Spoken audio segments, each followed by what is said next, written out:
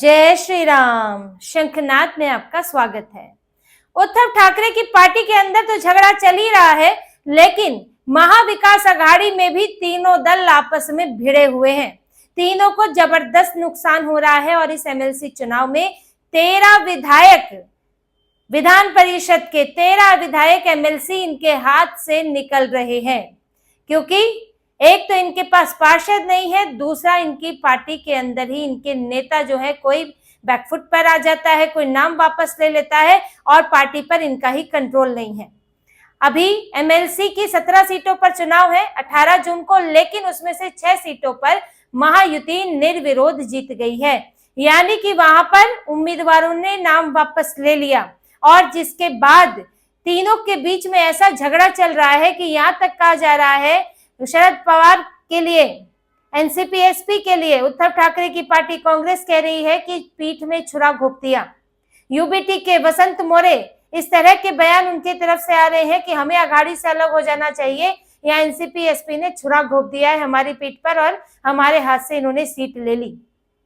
पुणे की सीट को लेकर सबसे ज्यादा झगड़ा है, क्योंकि पुणे की सीट पर कांग्रेस का भी कहना है कि हमने शरद पवार से ये सीट मांगी थी, हमें लग रहा था हमारी वहां पे स्थिति अच्छी है, ये महत्वपूर्ण सीट थी, हमें ये देनी चाहिए थी, लेकिन शरद पवार ने हमसे ली।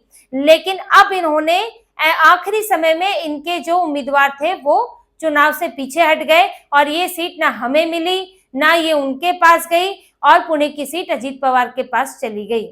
ये 6 सीटें कौन कौन सी हैं और झगड़ा किस तरह का हो रहा है और आगे इनका क्या नुकसान होने वाला है, इस पर बात करेंगे। ये आप पहले इन सीटों को देखिए। ठाणे, यहां से शिंदे को जीत मिली है, पर यहां एनसीपी एसपी ने भी उम्मीदवार उतारा था जिसने आखिरी समय में नाम वापस ले लिया। रायगढ़, रत्नागिरी, सिंधुदुर्ग, यहां पर अजीत पवार के खेमे को जीत मिली है, लेकिन यहां यूबीटी ने अपना उम्मीदवार उतारा था और उम्मीदवार ने अंतिम समय में नाम वापस ले लिया। पुणे में एनसीपी एसपी का उम्मीदवार था, नाम वापस ले लिया, जीत मिली है अजीत पवार के खेमे को। चंद्रपुर, वर्धा, गढ़चिरौली, यहाँ पर बीजेपी को जीत मिली है, उम्मीदवार कांग्रेस का था, नाम वापस ले लिया। यवतमाल, शिंदे को जीत मिली है, उम्मीदवार कांग्रेस का था, पीछे हट गया। अहिल्यानगर, बीजेपी को जीत मिली है, उम्मीदवार कांग्रेस का था और नाम वापस ले लिया। अब इन जगहों से बीजेपी के एमएलसी बन चुके हैं, बीजेपी, अजीत पवार और शिंदे के एमएलसी बन चुके हैं। अब पुणे को लेकर आरोप लग रहा है और वसंत मोरे ने कहा है कि ये अजीत पवार की पार्टी और शरद पवार के बीच कब तक भाईचारा चलेगा, क्योंकि यहाँ की सीट जीती है अजीत पवार ने। उनका कहना है कि ये भाईचारा इनका बारामती में भी चल रहा था, अब भी चल रहा है। अगर आप इसी तरह से सीटें छोड़ेंगे अजीत पवार की पार्टी के लिए तो फिर हमारे पास क्या रहेगा, अघाड़ी क्या करेगा, आपने नुकसान कराया है। शरद पवार पर तो वसंत मोरे बुरी तरह भड़के हैं, उन्होंने कहा कि हमने अपने वरिष्ठ नेताओं को कहा है कि अघाड़ी से बाहर निकले। अब ये उद्धव ठाकरे का फैसला है। यहीं से आप देखिए ना, नाराजगी क्यों बढ़ती है, आखिर क्यों उद्धव ठाकरे के नेता जाने लगे, क्यों गुस्सा है, क्यों जाने की सोच रहे हैं, इसी तरह की नाराजगी होती है। कोई विचारधारा से भटकने से नाराज है, कोई अघाड़ी में जबरदस्ती बने रहना और उसके कारण तुष्टीकरण भी करना, इससे नाराज चल रहा है। आज वसंत मोरे कह रहे हैं, शरद पवार पर आरोप लगा रहे हैं कि इन्होंने अपना भाईचारा निभाया और हमारा नुकसान करा दिया। वो उद्धव ठाकरे को सलाह दे रहे हैं, लेकिन उद्धव ठाकरे तो मानेंगे नहीं, वो तो शरद पवार और संजय राउत के एकदम वश में है, वो कुछ नहीं कर सकते। उन्हें लगता है कि अकेले अगर लड़ूंगा तो फिर मैं कहीं का नहीं रहूंगा, अकेले लड़ने की उनको हिम्मत नहीं आती है। अब अगर वो ये बात नहीं मानेंगे तो वसंत मोरे जैसे नेताओं को बुरा लगेगा, उनको नाराजगी बढ़ेगी और एक असंतोष बढ़ेगा पार्टी के अंदर कि भाई हम कुछ अच्छी सलाह दे रहे हैं, कोई मानने को राजी नहीं है, फिर हमें बार बार नुकसान हो रहा है, फिर जब यहाँ कुछ नहीं होगा तो कहीं और जाने की सोचेंगे। तो आप इसी तरह से समझिए, कोई ऐसा नहीं होता है कि छोटा नेता, स्थानीय स्तर का नेता कोई मीडिया में बड़े बड़े बयान दे रहा है, ये इस तरह नहीं होता है। वो अपनी बात जो है सीनियर के सामने रखते हैं, वरिष्ठ नेता के सामने रखते हैं, वो मानते हैं तो ठीक है, वरना फिर अंदर खाने बहुत सारी चीजें हो जाती हैं और एक दिन पता चलता है कि 500 नेताओं ने यूबीटी छोड़ दी।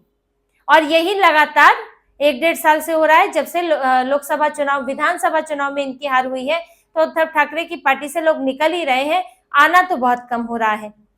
अब यहाँ से इनके, अभी तक तो देखिए ये उद्धव ठाकरे की पार्टी के बीच था, लेकिन अब अघाड़ी में भी जबरदस्त झगड़ा है, आपस में भरोसा नहीं है, एक दूसरे के लिए नेता बयान दे रहे हैं। हर चीज राहुल गांधी, उद्धव ठाकरे और शरद पवार नहीं कहेंगे। स्थानीय स्तर के नेताओं के बयान मायने रखते हैं, क्योंकि जमीनी स्तर पर उन्हें लड़ना होता है।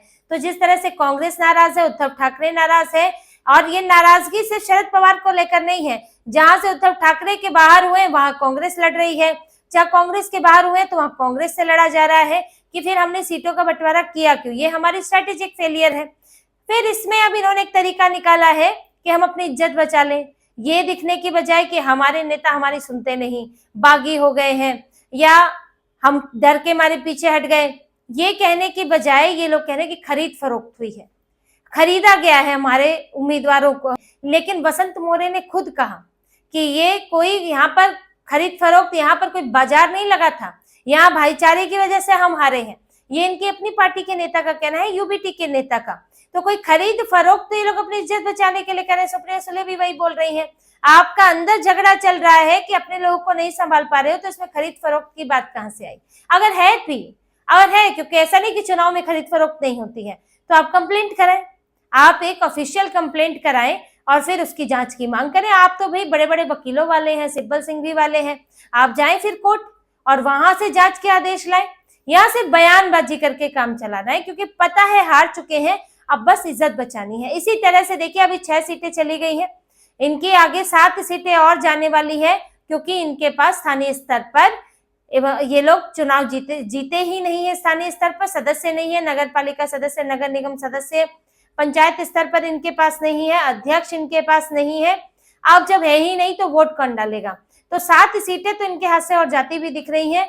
बची 2 सीटें, उनमें से अगर एक सीट भी आ जाए तो बड़ी बात है, क्योंकि अब ये मिलकर अगर लड़ रहे हैं और कुछ एक जीत इनको जो हासिल हुई थी स्थानीय चुनाव में, तो उसका कुछ असर हो सकता है, लेकिन फिर भी उसकी संभावना बहुत कम है। एक सीट भी जीतना इनके लिए तो बहुत ज्यादा खुशी की बात होगी, पर हालात वैसे दिखते नहीं है, क्योंकि जब इस तरह की चीजें होती हैं तो ये कोई पार्लियामेंट की वोटिंग नहीं हो रही है, वहां भी इधर उधर हो जाता है, तो फिर यहाँ क्या बड़ी बात है।